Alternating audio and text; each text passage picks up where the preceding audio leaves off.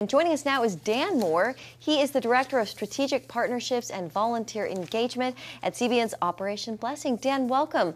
So hurricane season here in full swing. Is OB anticipating a busy fall coming up? And what sort of preparations are your teams making right now? Well, it's great to be with you at Faith Nation, and it is going to be a busy season. That's what they're forecasting, and Operation Blessing's ready with our equipment as well as our truckloads to bring in needed aid and supplies like hunger relief meals and hygiene kits, as well as water, so that Operation Blessing can be poised and ready to respond when disaster strikes communities. You talk about being poised and ready to respond. Can you talk about the work of Operation Blessing and what you do when teams show up at the site after the storm has hit? Storm hits, Operation Blessing works alongside of local churches and local officials to really determine what are the greatest needs. We mobilize volunteers to help do the cleanup work, which is so difficult for so many families that are just struggling and don't know what to do. We just done that recently in Texas. Our team is still on the ground in Texas after Kerrville was hit so tragically with so much loss. We begin to rip out the sheetrock, begin bringing that to the road, and begin walking alongside communities that are just devastated, as well as providing the cleaning supplies and distribution items and serving hot meals out of our mobile kitchen so that families can begin that road to recovery. It's a long road after disaster strikes, and that's where Operation Blessing comes in, partners with local churches and local communities to help them get back on their feet. Dan? Yeah, and Dan, and it's not just the physical needs that you talked about. It's also the hope aspect and giving people that hope with the message of the gospel. Talk to us about that.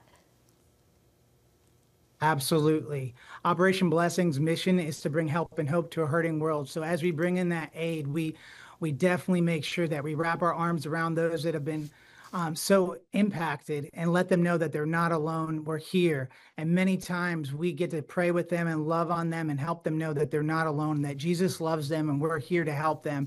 And we mobilize those volunteers to do the same. And it really begins to bring that hope that they so desperately need. And that's found in Jesus, and that's what we do when we go and be the hands and feet of Christ. Dan, I've had the opportunity, really the privilege, to be on the ground and watch you and your team work, whether it's in Illinois after tornadoes or in Texas after hurricanes. And that hope that you minister, in addition to the physical needs, is just precisely what people are looking for. You know, I also want to ask you about today being World Humanitarian Day. Can you talk about some of the other projects and ventures OB has going on right now around the world?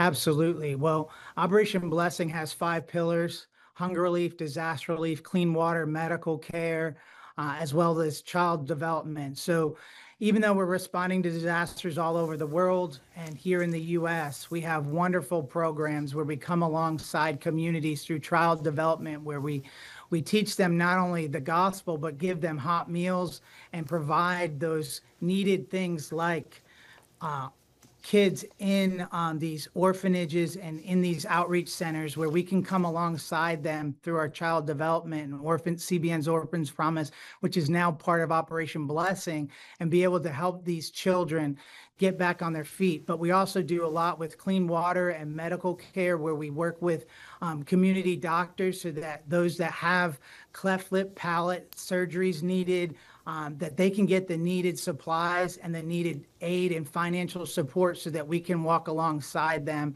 And it really helps to make sure with clean water. I mean, it's such a basic need here in the U.S., but overseas, we're able to provide reverse osmosis units and things like that so that villages and families can have clean water and be able to not have to be concerned with any kind of ailments in their bodies from drinking dirty water. Yeah, I know we've seen the lanterns too that you guys distribute when people don't have electricity.